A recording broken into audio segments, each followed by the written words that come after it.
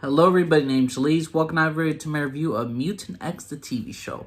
If you all know what Mutant X is, it's a bootleg version of the X-Men that Marvel was making in the early 2000s. Like 2001 to 2003, the show lasted for 3 seasons, 22 episodes each, 66 episodes total. And Mutant X is basically bootleg X-Men. Marvel decided to write Mutant X. Since Fox owned X-Men at the time, since they made X-Men Evolution, they had a movie with Hugh Jackman, Halle Berry, Marvel decided, hey, we want to cash in on this, so let's make Mutant X. Except these people ain't born mutants. They were created as mutants. Each character has superpowers. There's an invisible flying jet. They have a secret hideout. They have a mentor. Except these guys have different powers. So it's basically X-Men. But it's Mutant X. It's Marvel's. It dealt with a whole bunch of lawsuits this entire TV show. Fox got involved with them, and then there was a lot of rewrites, which led to some of the original cast members leaving after the second season. So, what can you say? But Mutant X had potential to be a great show. For the most part, for all their seasons, they had good storytelling. It was episodic. It was more like, here's the villain of the week type shit. But overall, it wasn't a terrible show in my opinion. If we're looking at superhero shows, if you would have told me, okay, this is a bootleg X-Men thing, I see it. They had, at the beginning of this thing, they had this slow motion black letter, kind of Matrix little look to it. So I'm just like, oh, for the love of God. And the first couple episodes are very hard to watch. But shocking to say, this show actually gets good with its storytelling. Now, let's start off about the mutants. There is Brennan. He's technically the leader of the group. He's an electricity dude. He's always questioning the mentor of the group. He's always asking questions. He's very rebellious in the case. And he has an attitude. He doesn't like people who don't tell him the truth or keeps things from him. I didn't care for Brennan as a character. The other characters to me were a lot better. The other male character we have is Jesse. Jesse is a guy who could phase in through walls. He could make himself solid. So basically he has Shadowcat's powers and he could make himself like bulletproof for a couple seconds. Jesse as a character, he grew up unlike Brennan. He was in riches. Brennan's from rags, and Jesse's more or less, and him and Brennan's relationship actually were pretty dang solid. They have a real brother-like relationship. One's rich, one's poor. They got each other's back. One believes he can't take it. But Jesse is an interesting character. He's the techno guy of the group. He knows how to go on the computer and all this stuff. He knows gadgets and all that. So Jesse, to me, is basically the brains of the operation, and in some cases, he's a heart of operation. He's a very trustworthy dude. He believes in a lot of people, and when he's vengeful, he's vengeful. So I enjoyed Jesse as a character. There's Shalimar. She's one of the first of the Mutant X people. She is basically all the animal instincts. She's basically like Craven Hunter, in my opinion. She's very pretty. She can't talk to animals or speak to them, but she is a huntress in many cases. She'll protect the people she loves. She's very territorial. Her major fear is fire, so she's very like a cheetahlistic, animalistic type mutant. Even though she looks regular human, her eyes turn yellow and all that stuff, I don't mind. And of course there's a freaking plane going on right now, but for Shalimar as a character, I enjoy her. I think the actress Victoria Pratt was very good in this role. I enjoy her. We got Emma, who's a telepath who controls people's emotions, get into people's minds, give them encouragement. I don't mind Emma as a character. She was very intriguing. I was looking forward to where her character was going off, but sad to say they killed her off in the premiere season 3 because the actress left because of the constant rewrites. Then there's Adam. Adam is the Charles Xavier of the group. He technically helped created a whole generation of mutants with a evil dude from a company they call Genomax, where they're experimenting on genes. And Adam is technically Charles Xavier. Technically, but he's a little bit more like keep things close to the chest.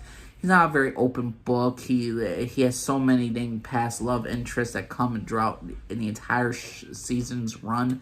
And overall, I don't mind him as a character. He's an interesting character. I would like to see where his character was going to continue in season 3, but basically he becomes like the actor didn't want to continually do this anymore. So he's like, okay, I'll pop up like every single 4 or 5 episodes. So he's like in 4 or 5 episodes of season 3.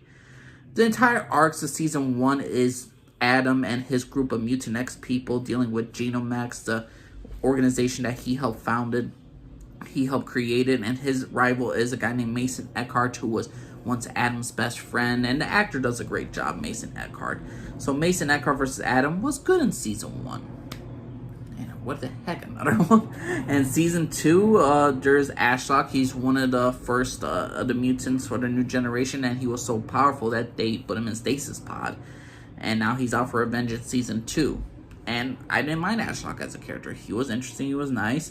Season 3 dealt with the Dominion. These are the people of this organization who's run every single thing in the world, and they need Adam, and they want control over Mutant X and all that. So the Dominion is this shadowy group that they introduced in season 3.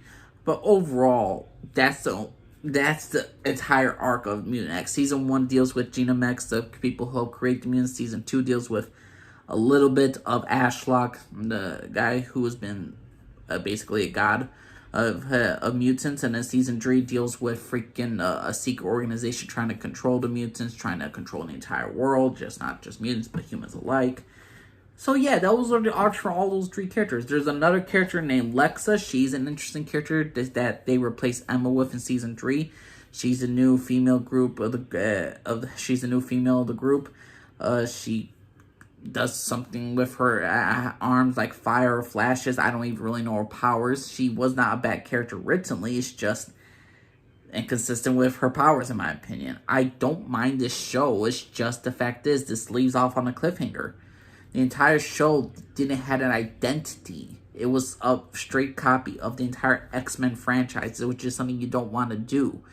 And I could tell they were doing interesting, good storylines. There were certain storylines that were really, really good, and then there were certain episodes that were really like, is that really necessary? Why is this an episode? But to me, I would say the Mutant X, I say the greatest thing about this, it was its potential. It had the potential to be a great show. Was it disappointing? Yes, and I believe that's a fault with the writers, with Marvel even creating the show, because they were trying to go after that Mutant X money, X-Men money for Fox. So again, this lawsuits, actors that not liking the script, leaving in after season 2. It was just a whole bunch of headache to get through Mutant X TV show. Is this the worst show I've ever seen? Absolutely not. I say this show has a lot of good towards it. This is not one of the worst superhero shows. This was actually a decent superhero show. If I have to do a ranking of the season 2 is a B. Then after that, season 1's a B, and then season 3's a B. I would grade them all Bs. I would say the only reason why I put season 3 at the bottom, because they killed off Emma, and a lot of characters didn't really even mention her anymore after season 3. So that was just disappointing. Season 1 had to deal with that lot of cringe. I say season 2 is where the actors and the storylines were really starting to come together, and they were not falling apart. Season 1 was the beginning stages of the very mediocre acting and storylines and slow motion garbage, black letter some of the terrible CGI you're ever going to see. But the early 2000 movie, I don't hate it for that. But still, Mutant X season 1 was just... It was a tough watch to get through for the first 4 episodes. But season 2 really, to me, was the hit mark. So what y'all think of Mutant X, the TV show? You think it was a great show? You think it was a terrible show? You think it's not an X-Men ripoff? It straight up is an X-Men ripoff. I have to say that. It's not the worst superhero show I've ever seen. There is some good moments, some strong moments. And I do remember some of the characters, because some of the storylines were interesting. And some of the storylines were very, very good. And certain episodes were utterly fantastic. I'm like, you know what? If there's a one episode to watch of Mutant X TV show, I'm like, yeah, that's the one. This is another one. This is another one. I could think of a good 10 strong episodes for this entire show. But Mutant X TV show, its legacy will always be, to me, an X-Men ripoff. And that's all it is to it. Mutant X, the TV show, to me, was a good time. It was an interesting time. I will remember the show for what it was, and I always remember the show for early 2000s, but for me, Mutant X TV show was not that great of a show. It wasn't a terrible show, but it was just okay/good to me. It was, at some moments, it was like, Oh god, oh god. Oh, that was interesting. Oh yeah, that was good. Oh okay. Like, it had some of those things like you just expect mediocre or bad stuff, and when it hits you, when it really gets good in some cases. So like certain episodes will surprise you how good it was. I'm like, where was that the rest of the damn season? But that's my personal opinion, everybody. What y'all think of Mutant X TV show? My name's Lee. Everybody. Bye.